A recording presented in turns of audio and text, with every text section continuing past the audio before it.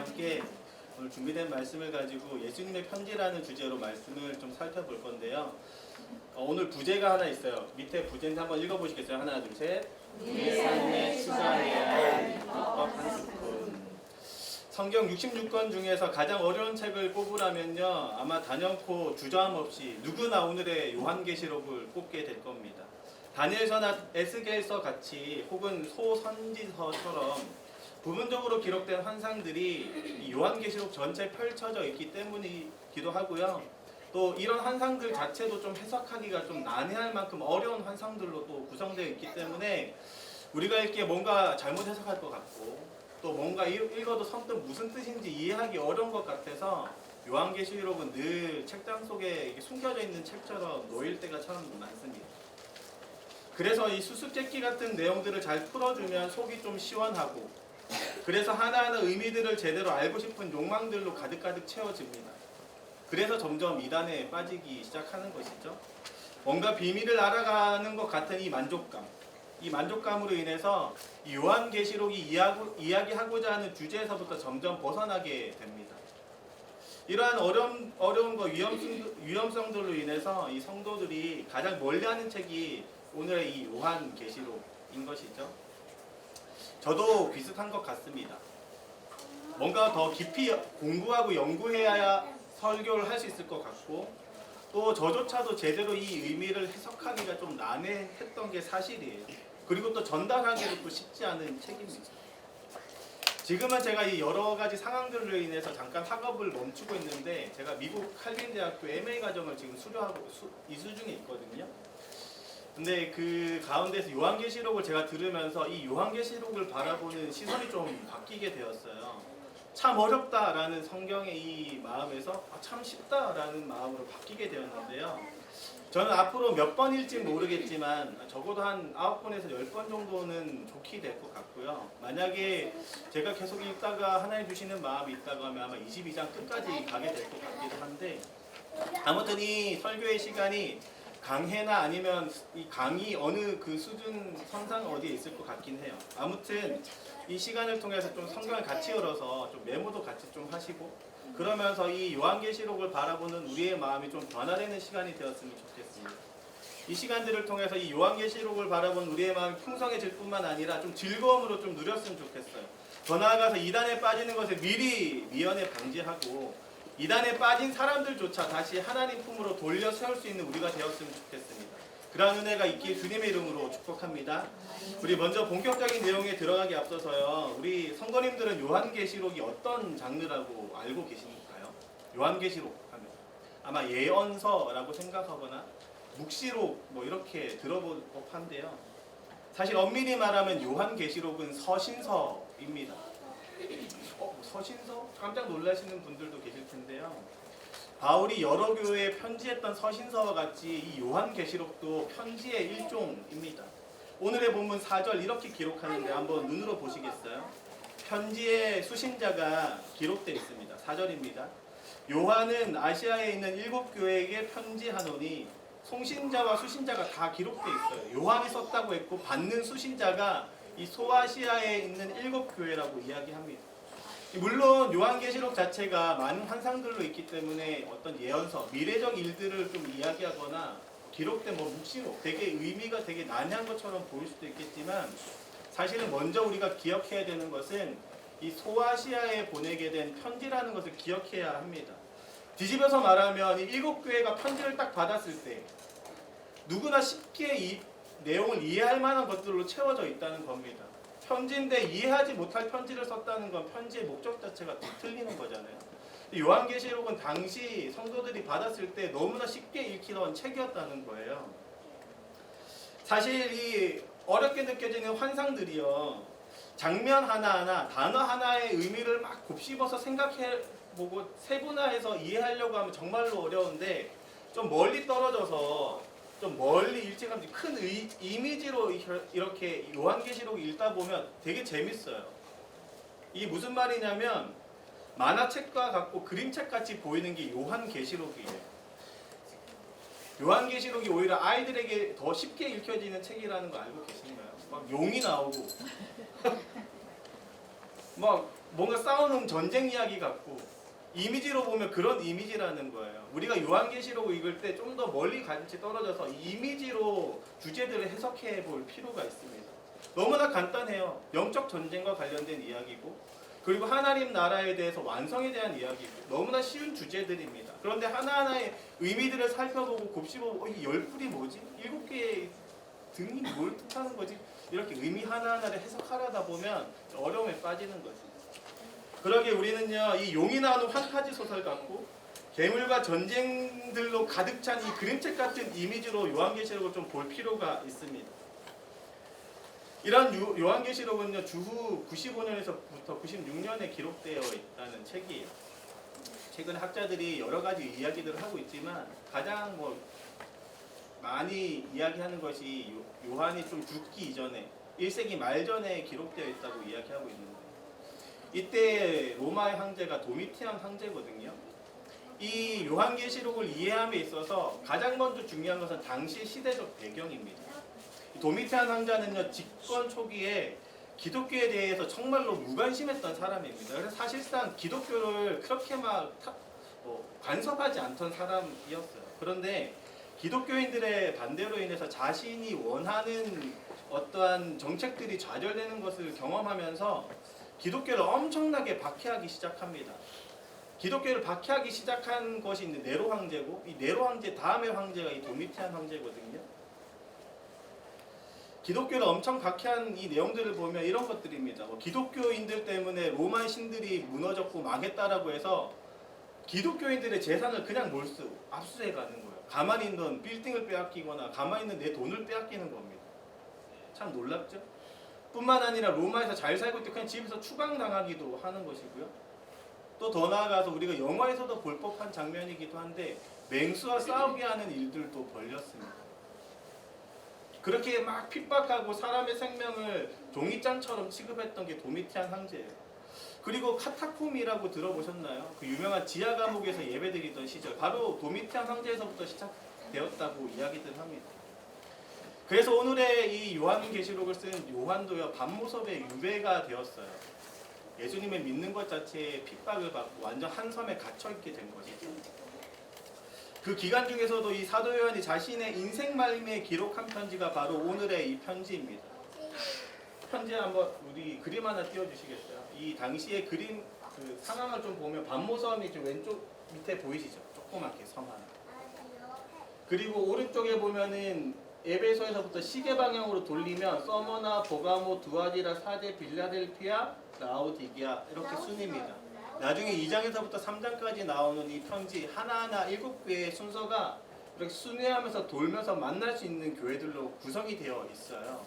그래서 반모섬에서부터 자기가 보고 있는 소아시아 지역에 이 교회의 편지를 지금 보내는 것이고 빌라델비아는 우리가 이제 영어로 하면 필라델피아입니다. 그래서 그렇게 이해하시면 더 편한데 아무튼 에베소에서부터 그냥 순서대로 이렇게 라오디게아까지 편지를 들고 가는 이 사람 있죠. 우체부 같은 사람이 한 교회 한 교회 들리면서 이 편지를 전달하고자 기록되어 있는 책입니다.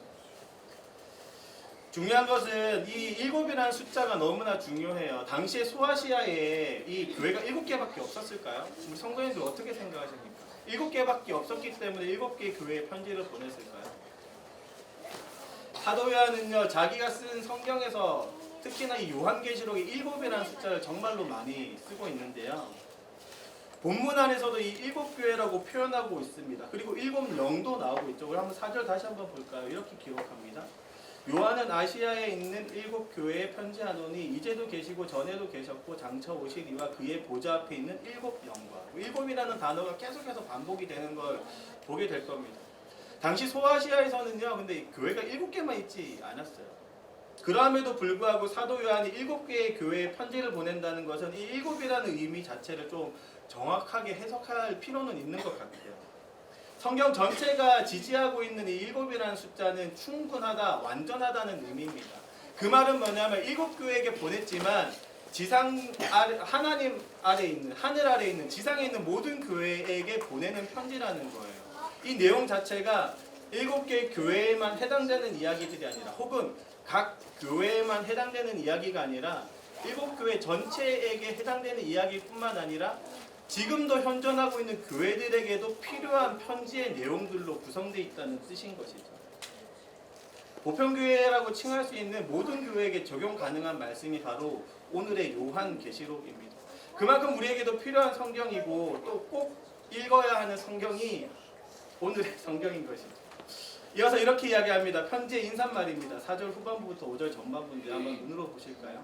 이제도 계시고 전에도 계셨고 장차 오실 이와 그의 보좌 앞에 있는 7영과 또 충성된 증인으로 죽은 자들 가운데에서 먼저 나시고 땅의 임금들의 머리가 되신 예수 그리스도로 말미암아 은혜와 평강이 너희에게 있기를 원하노라. 이 말은 당시 1세기에 많은 편지의 양식과 같이 인사말로 구성되어 있는 겁니다. 사도 요한은 이 편지를 통해서 은혜와 평강이 있기를 소망하는데 이 힘든 생활 속에서도 은혜와 평강이 있길 바라는 마음으로 지금 이 편지를 쓴 것이죠. 반대로 표현하면 이 내용들로 통해서 우리가 은혜와 평강을 누릴 수 있다는 겁니다. 또 뒤집어서 말하면 우리에게도 적용되는 이 말씀이기 때문에 요한계시록을 보고 있으면 은혜와 평강이 찾아오는 성경인 것이에요. 여기서 우리가 놓치지 않아야 되는 것은 이 은혜와 평강의 주체를 지금 어떻게 설명하냐는 것입니다. 삼위 하나님을 모두 표현하고 있는데 이렇게 한번 끊어보시겠어요? 이제도 계시고 전에도 계셨고 장차 오실 이하고 한번 슬러시로 한번 딱 끊어서 표시를 해놓고 또 그의 보좌 앞에 있는 7영과에서 또 표시를 딱 해놓으면 3등분이 됩니다. 이 말이 뭐냐면 성부 하나님, 성자 예수님, 성령 하나님 세 분의 삼위 하나님을 지금 표현하고 있는 거예요. 먼저 이제도 계시고 전에도 계셨고 장차 오시리라고 표현한 게 성부 하나님의 속성 그대로를 지금 표현하는 겁니다. 영원하신 하나님에 대해서 이야기하고 계신 것이고 하나님 없이는 아무것도 할 수 없음을 지금 이야기하고 있는 것이죠. 처음과 끝이 되는 존재. 그게 바로 우리 성부 하나님. 그분으로 인해서 우리가 은혜와 평강이 누려진다. 이것을 지금 상기시키고 있는 겁니다. 두 번째, 그 보좌 앞에 있는 7영. 여기에서 7이라는 게 아까 이야기 드렸죠. 충분하다, 완전하다.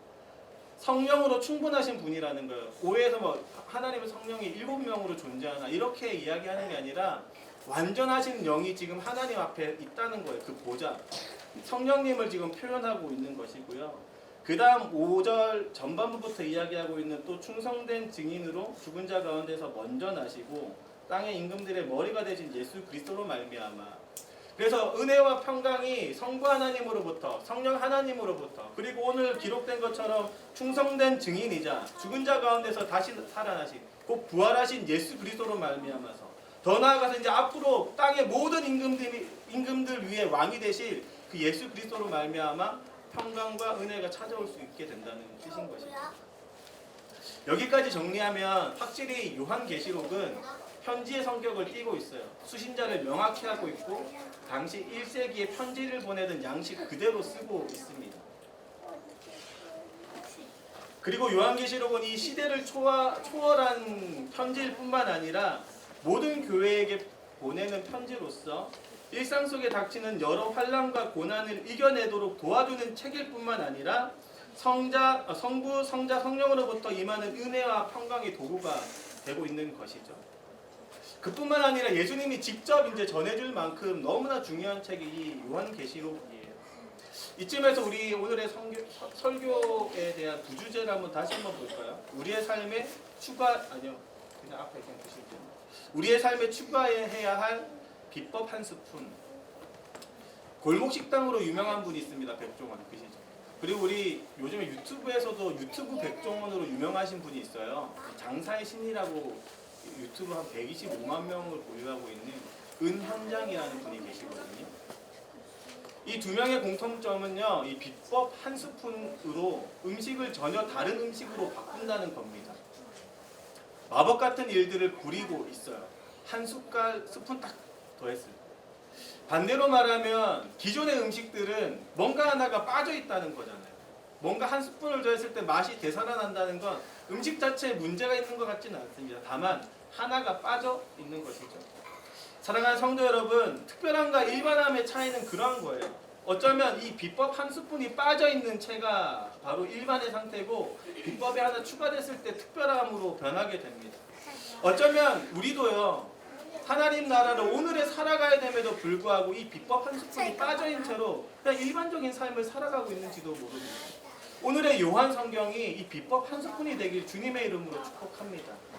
이것을 통해서 우리의 맛이 변화되고 잃어버린 것을 되찾고 완전히 세상에서 맛볼 수 없는 것, 전혀 다른 음식과 느껴지는 그 차이점을 이 요한계시록으로부터 우리가 은혜로 얻길 주님의 이름으로 축복합니다. 이 요한계시록을 정말로 살펴보다 보니까 이 그리스도의 참맛, 이것을 딱 살펴볼 수 있을까? 어떻게 하면 진짜 그리스도인으로 살아갈 수 있을까? 어떻게 하면 세상과 구별되는 삶을 살아갈 수 있을까? 이것을 해석해내게 되는데요. 그걸 좀 함께 살펴보고자 합니다. 우리의 삶이 세상과 차이나게 하는 비법 한 스푼. 첫 번째는 뭐냐면 듣고 전하는 일입니다. 오늘의 본문을 보면 차이나는 딱 한 가지가 있다면 듣고 전하는 일이 추가되어져요. 하나님께서 모든 교회에게 이 요한계시록을 주시는 이유는요. 아마도 하나님이 보시기에 소아시아의 7교회가 가진 당면한 문제나 직면하고 있는 여러 가지의 상황들이 모든 교회가 겪을 일들이었던 것 같습니다. 이 말이 뭐냐면 그냥 일반 7교회에게만 전해주려고 했으면 혹은 그 특별한 상황에 놓여 있다면 오히려 좀 디모데 전서나 고린도 전서 같이 한 교회의 특별한 상황으로 몰입해서 전해야겠지만 7이라는 숫자로 이야기하는 것처럼 모든 교회에 적용될 만큼 너무나 충만한 이야기들로 채워져 있다는 거. 이 말은 뭐냐면 반대로 하나님께서 한 교회, 예를 들어서 에베소 교회의 문제점을 보고 빌라델피아 교회의 문제점을 보고 서머나 교회의 문제점을 보고 사데 교회의 문제점을 봤을 때 이 문제점은 모든 교회가 다 가질 수 있는 문제점이라고 이미 미리 보신 것이죠. 그리고 나서 다 종합해서 하나의 책으로 엮어서 우리에게 지금 전달하고 계신 것입니다. 그리고 이 모든 교회가 겪을 일들로 구성되어 있는 요한계시록에 대해서 1절로 이렇게 이야기합니다. 한번 1절 볼까요? 예수 그리스도의 계시라 이는 하나님이 그에게 주사 반드시 속히 일어날 일들을 그 종들에게 보이시려고 그의 천사를 그 종 요한에게 보내어 알게 하신 것이라. 예수 그리스도의 계시라라고 먼저 시작합니다.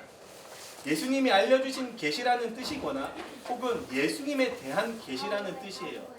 두 가지 다 해석이 가능한 의미입니다. 예수님이 주신 계시라는 것과 예수님에 대한 계시라는 것. 중요한 것은 이 계시라는 의미 자체에 있어요. 계시라는 의미는요, 뭔가 덮어져 있는 것을 벗겨내다라는 의미입니다. 하나님께서 이 성경을 통해서 우리의 눈에 씌인 덮개를 지금 벗겨내고 싶으신 것이죠. 또 혹은요, 하나님 나라를 덮고 있는 이 덮개를 벗겨내고 싶은 것입니다. 세상 속에 숨겨져 있는 하나님 나라의 덮개를 지금 밝히 드러내고 싶은 것이 요한계시록이신 거고, 특별히 우리가 더 생각해야 되는 것은 더욱 정확히는 저는 지금 현장에도 영적인 전쟁이 일어나고 있는데 너 그걸 좀 봐라라고 하면 그 영적인 눈으로 그 영적 전쟁을 볼 수 있는 베일을 벗겨주시는 것 같다는 생각이 좀 들어요. 우리가 여기서 놓치지 않아야 되는 것은 이 계시가 베일에 가린 것을 밝히 드러내는 이 계시가 어떻게 지금 유통이 되고 있냐는 겁니다. 한번 잘 보세요. 예수 그리스도의 계시라 이는 하나님이 그에게 주사. 하나님이 먼저 예수님에게 주신 거예요. 그리고 나서 반드시 속히 일어날 일들을 그 종들에게 보이시려고 그 천사들을 그 종 요한에게 보내어 알게 하신 것입니다.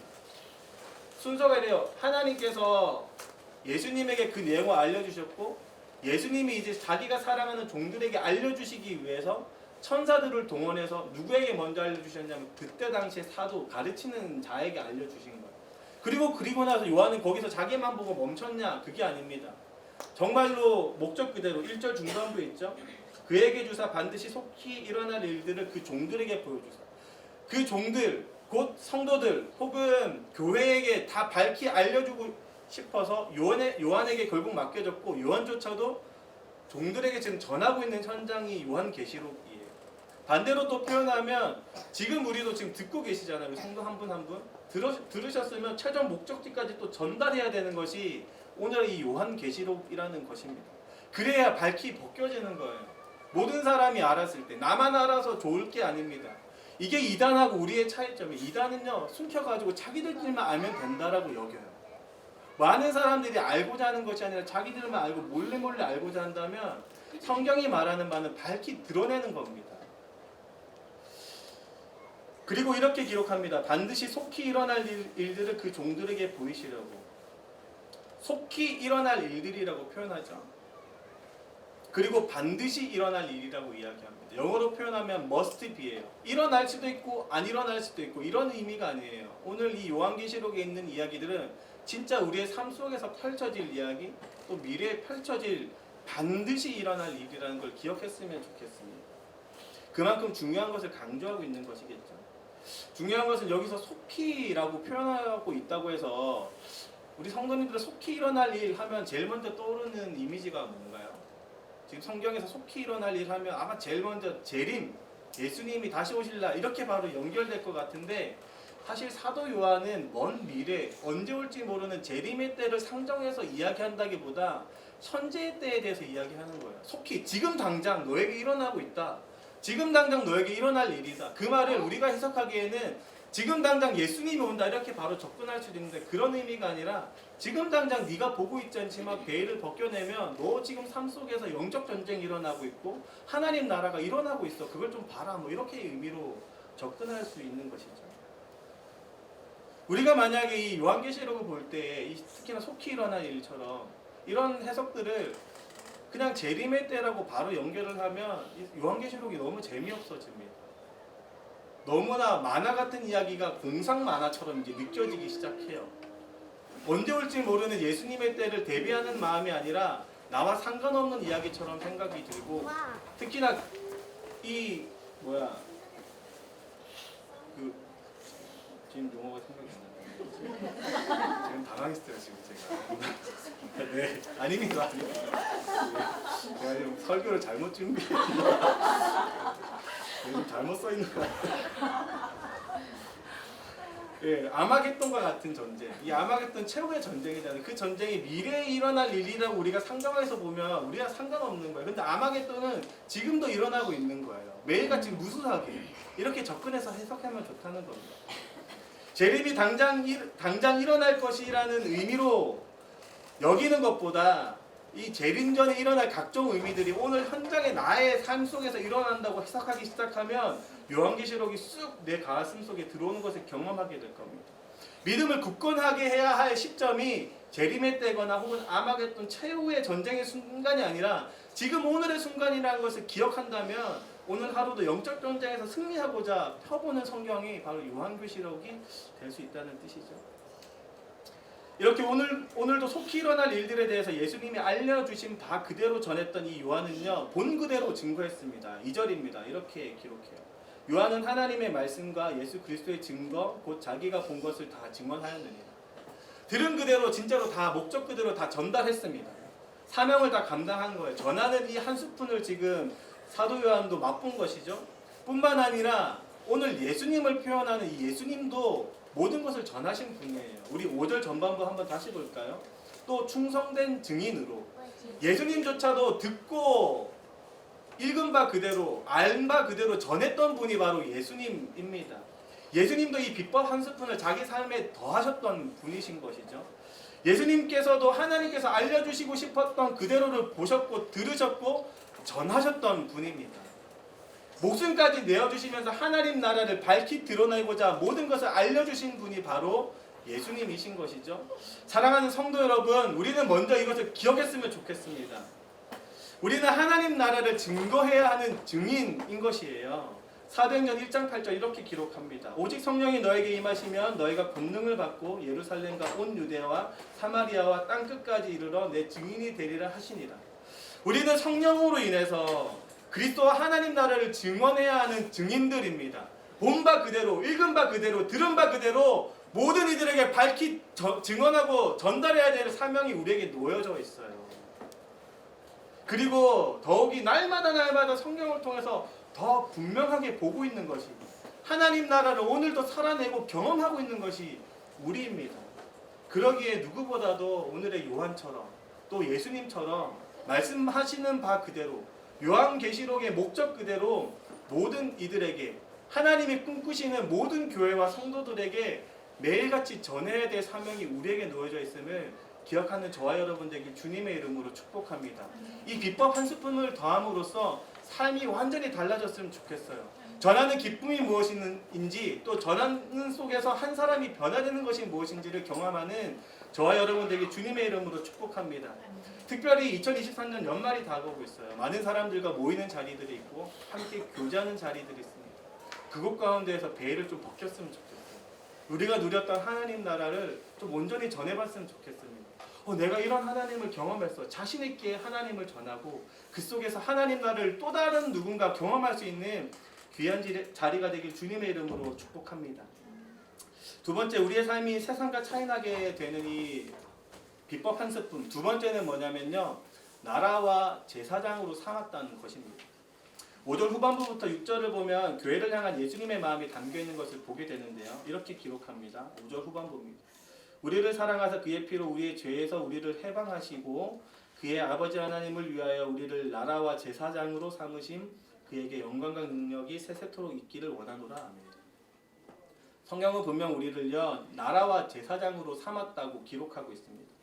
이 출애굽기 19장 말씀과 동일한 말씀인데요, 출애굽기 19장 5절에서부터 6절은 이렇게 기록합니다. 한번 잘 들어보세요.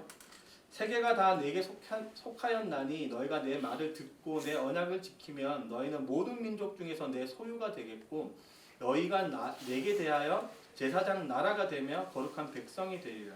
너는 이 말을 이스라엘 자손에게 전할지니라.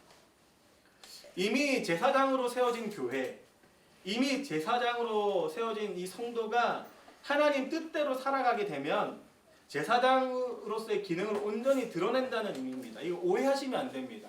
뭔가 약속을 지켜야 제사장이 된다는 게 아니라 이미 너가 제사장인데 지켜가야 이 제사장의 기능을 온전히 드러낸다는 거예요. 예를 들어서 제사장으로 임명된 사람이 그날 하루 자기의 몸을 정결하지 않는, 하나님 뜻에 따라 정결하지 않는다면 제사장의 단에 서지 못하는 것처럼 우리는 제사장으로 세워져 있습니다. 그리고 하나님의 뜻대로 온전히 살 때 제사장의 기능 그대로 고유의 기능을 드러낼 수 있는 것이죠. 이것을 지금 기억하고 강조하고 있는 겁니다. 제사장은 그럼 무엇을 하던 사람들인가요? 단순히 제사를 지냈던 사람들이 아닙니다. 하나님 나라를 가르쳤던 사람이에요. 우리 나중에 에스더서 뒤에 넘어가면 이제 스룹바벨 성전 시대에 보면 느헤미야나 혹은 또 생각이 또 안 나네요. 아무튼 선지자들을 통해서 가르칠 때 그때 보면은 제사장들이 하나님 나라를 가르칩니다. 제사장은요, 단순히 제사만 드리던 사람들이 아니라 하나님의 뜻이 무엇인지를 알고 연구하고 가르치던 직분이 제사장의 직분입니다. 하나님의 뜻을 가르치던 사람들이에요. 그뿐만 아니라 죄로 물든 사람들에게 회개를 촉구했던 사람들이고 더 나아가서 죄인들을 하나님께로 인도했던 사람들입니다. 실질적으로 삶의 변화를 일으켰던 사람들이 바로 제사장들이에요. 제사장이 없다면 어떤 사람은 하나님 앞에 나아갈 수도 없고 하나님을 알 수도 없고 하나님 나라를 이해할 수도 없고 그 나라를 살아갈 수도 없는 것이죠. 제사장의 기능은 너무나 중요한 겁니다. 그런데 이 제사장의 기능은 하나님의 뜻을 온전히 살아갈 때 그 기능대로 역할을 수행할 수 있다는 거예요. 더 나아가서요, 거룩을 유지했던 사람이 제사장입니다. 아름다운 모습 그대로 다스렸던 사람, 하나님 나라 그대로 보존하려고 노력해야 했던 사람이 바로 제사장이에요. 아담과 하와에게 부여됐던 고유의 기능을 수행했던 사람들이 바로 제사장이라는 이 말입니다. 하나님 나라를 경작하고 다스렸던 것, 그것이 바로 지금 제사장에게 부여되고 있는 역할이에요. 그리고 그 역할 그대로 지금 우리가 감당해야 할 사명들입니다. 우리가 아니면 세상은 하나님 나라를 이해할 수 없습니다.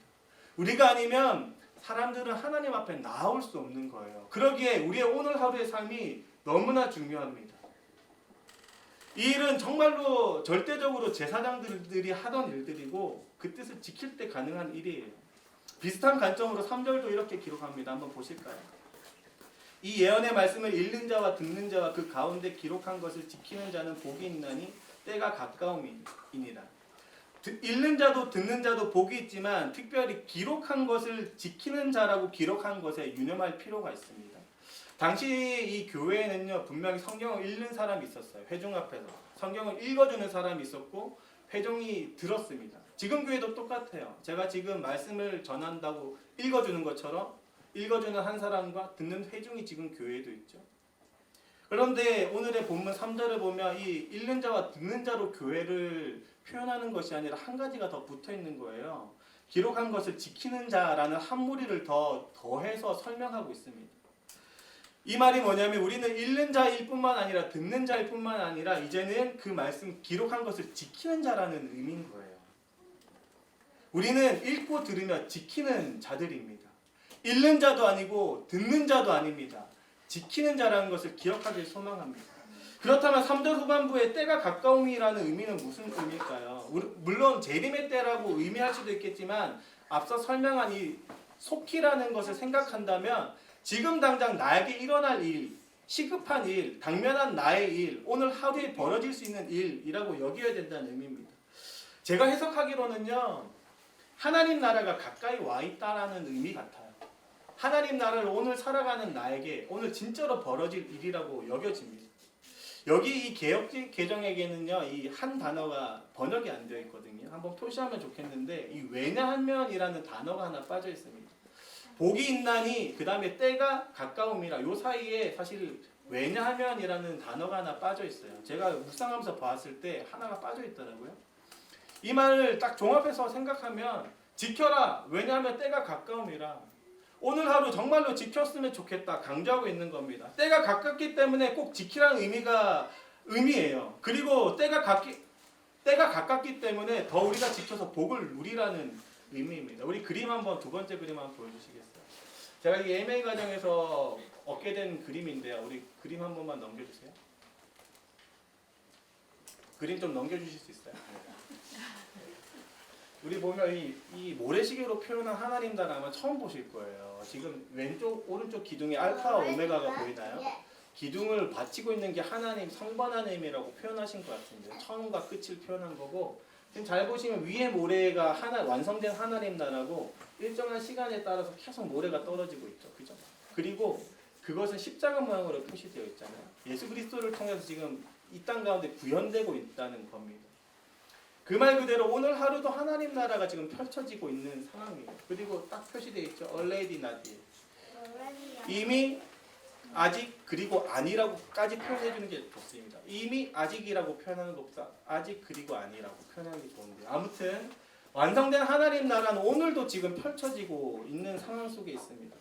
사랑하는 성도 여러분, 하나님 나라는 이미 우리의 삶 속에 놓여 있어요. 이미 시작되어 있고 가까이에 와 있습니다. 오늘 하루 경험할 수 있는 게 지금 하나님 나라예요. 우리는 성경이 이야기하는 이 도덕적 가치를 무엇보다도 아이들에게 가르쳐야 하고 그리고 먼저 본이 되어서 윤리적인 행동들을 지키는 자임을 기억했으면 좋겠습니다. 우리의 모습들을 통해서 아이들이 하나님 나라를 보게 됩니다. 우리가 오늘 하루 말씀을 지키는 그 삶 속에서 세상이 하나님 나라를 보게 되는 것이죠. 사랑하는 성도 여러분, 이것은요 우리가 시켜서 해야 되는 억지스러운 일이 아닙니다. 오늘 우리가 하나님 나라로 살아갈 줄 알기에 그리고 진짜 완성된 하나님 나라를 이미 알고 있는 자이기에 기쁜 마음으로 오늘 하루 스스로 지킬 수 있게 되어야 되는 것입니다. 오늘 하루 지킬 때 하나님 나라가 밝히 드러난다는 생각 한번 해보십시오. 나를 통해서 세상이 하나님 나라를 바라보게 된다고 하면 오늘 하루도 부족하지만 오늘 하루도 실수하고 넘어지고 반복되는 실패 속에 있지만 또 도전하고 또 도전해서 마침내는 이 모든 것을 지키는 완성된 모습으로 나아가야 될 줄로 믿습니다. 그런 자가 오늘 성경이 이렇게 이야기하는 거예요. 복되다. 모든 것을 지키는 자가 복되다.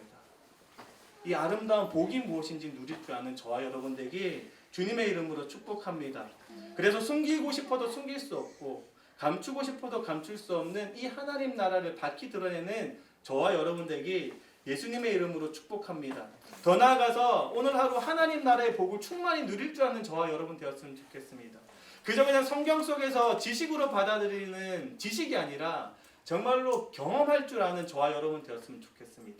밝히 아는 만큼 지키는 만큼 그 복을 누릴 줄 아는 저와 여러분 되기 주님의 이름으로 축복합니다. 이제 말씀을 좀 정리하고자 합니다. 요한계시록은 비법 한 스푼 같은 존재예요. 그리스도인의 삶을 더욱더 빛나게 하는 성경책입니다. 어려운 책도 아니고 신비스러운 책도 아닙니다. 비밀스러운 책도 아니에요. 그저 어린 아이에게도 읽혀지지 않은 쉬운 성경입니다. 그리고 편지의 성격을 띠고 있어요. 요한계시록을 보면서 가장 많이 오해하는 것이 종말론적인 성격으로 바로 연결한다는 것이라고 했잖아요. 재림의 때로 바로 연결하는 건데 오늘의 본문 7절 한번 보실래요? 7절 보면 이렇게 기록합니다. 볼지어다 그가 구름을 타고 오시리라. 이렇게 딱 되어 있으니까 또 우리는 자동적으로 재림의 때로 바로 상정해서 보게 되는데요. 근둔을 타고 손오공같이 예수님이 온다는 뜻일까요? 아니면 하늘에서 구름을 타고 내려왔던 환웅과 같이 사람들이 만들어내고 지어낸 이야기처럼 예수님이 구름을 타고 내려온다는 의미일까요? 우리 성도님들은 지금 어떤 의미로 이것을 해석하고 있습니까? 성경 속에서 이 구름이요, 하나님의 임재를 표현한다는 것, 하나님의 충만함을 표현한다는 것을 이해한다면요, 재림의 때에 연결된 모습임에도 인 건 마찬가지고 또 더 나아가 현재에도 하나님이 임재하신다는 것으로 경험했으면 좋겠습니다. 그렇게 해석되었으면 좋겠습니다. 구름 타고 오실 예수님은 지금도 구름 가운데 우리 안에 임재하고 계시는 거예요. 볼지어다 보라라고 이야기하는 겁니다. 성도님들 보시길 바랍니다. 지금 가운데 구름으로 임재하시는 그 위엄 있는 그리스도의 임재함을 경험하는 저와 여러분 되었으면 좋겠습니다. 구름이 가득하다는 것, 하나님의 임재가 가득한 삶, 영광이 가득한 예배를 지금 이야기하고 있는 겁니다. 이러한 임재가 가득한 곳에는요, 늘 찔림이 있어요. 이 7절 이렇게 표현하잖아요. 애곡, 애통이라고 표현할 수도 있는데요. 의미 그대로 가슴을 치며 눈물을 흘리는 의미입니다. 임재하는 곳에는 눈물이 있어요. 임재하는 곳에는 가슴 찔림이 있는 겁니다. 그것을요, 재림의 때에 누릴 게 아니라 오늘 하루 우리 이 기도의 현장에 누려야 되는 거고, 우리가 예배드려야 할 주일 예배, 기도의 각각 요소, 특히나 우리 어린아이들이 드려야 되는 이 부서 예배조차도 이 구름 가득한 하나님, 구름 가득하게 임재하시는 예수님을 우리가 경험해야 되는 것이죠. 사랑하는 한옥금 성도 여러분, 매일같이 예수님을 경험하는 저와 여러분 되었으면 좋겠습니다.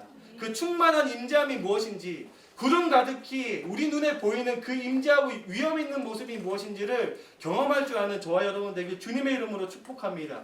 구름처럼 임재한 이 예수님을 통해서 우리의 마음이 요동치고, 오늘 하루 옆에서 말씀하신 이 성령님을 통해서 우리의 마음이 찔리길 소망합니다. 오늘 하루 지키길 소망하고, 오늘 하루 지킴으로 그 임재함을 더욱더 맛보게 되는 저와 여러분 되길 주님의 이름으로 축복합니다. 우리 마지막으로 8절 선포하고 마치겠습니다.